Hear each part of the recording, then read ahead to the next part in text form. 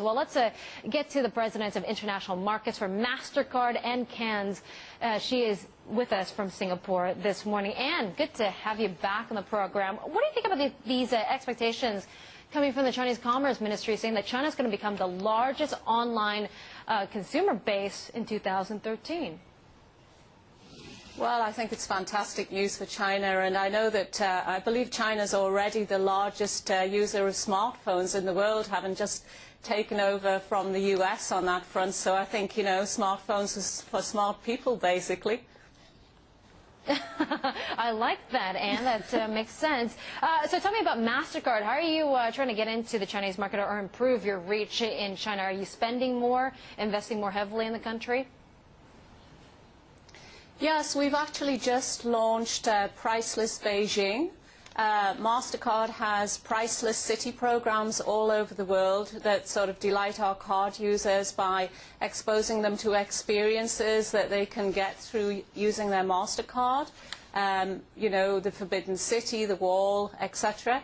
And we're very excited about China. And in China, we work very closely with China Union Pay. We have a good relationship with them. So our business is growing very well there. Yeah, that is quite a monopoly, China Union Pay, isn't it? The payment system in China. Do you see that monopoly breaking up at some point, and maybe MasterCard can basically take care of its own payments network on the mainland?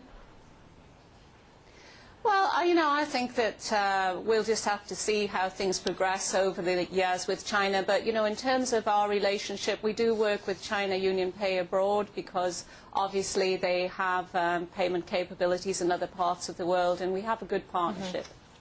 Okay, so what do you say to those that are talking about a hard landing or a slowdown in China? Are you seeing that at MasterCard?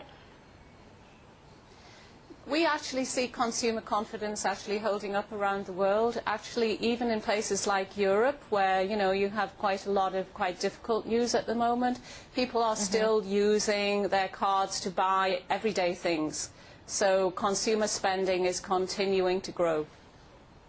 Consumer spending is continuing to grow. What about consumer confidence in the U.S.? You know, as the head of the international business, do you have to make up for the slowdown and the concerns from the U.S. itself? Consumer confidence down, by the way, to a multi-month low overnight.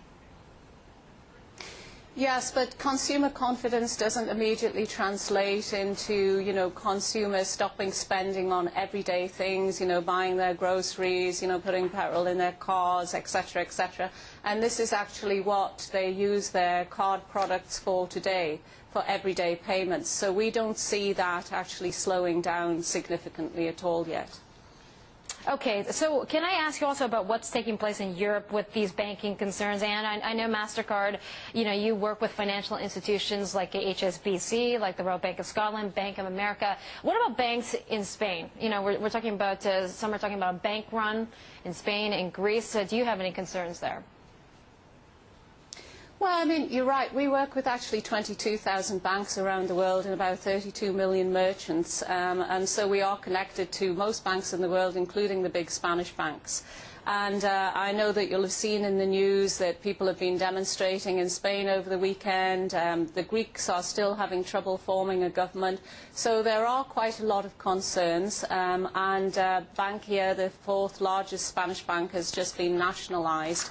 But again, we're actually seeing our volumes continuing to hold up in Spain, again, because our products are actually used for everyday life.